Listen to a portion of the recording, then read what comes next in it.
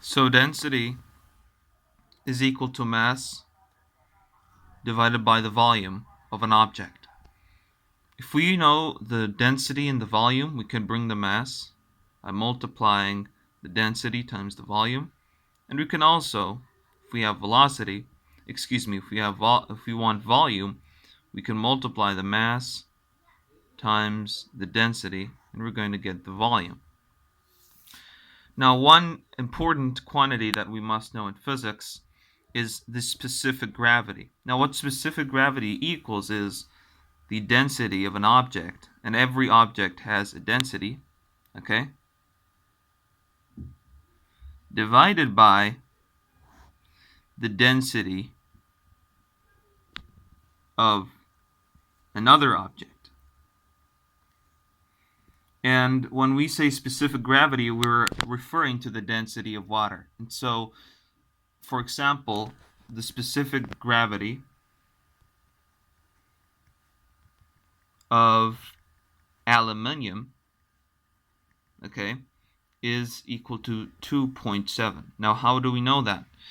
If we bring the density of aluminium, which is actually 0.098, divide that by 1, we are going to get 2.7.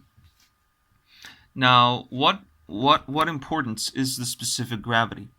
The specific gravity can tell us how the ratio of density of an object to another object. And so now that we know that the specific gravity of aluminium is 2.7, we understand that aluminium is 2.7 times as dense as water.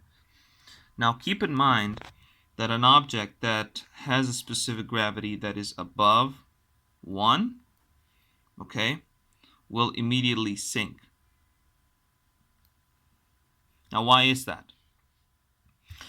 Now, when we bring the specific gravity of an object, okay, 2.7 for example, we multiply it by 100 to see the percentage of how much it is going to sink.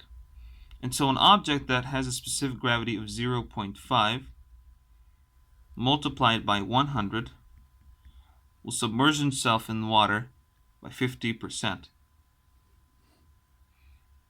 And so 2.7 will go 270% in the water.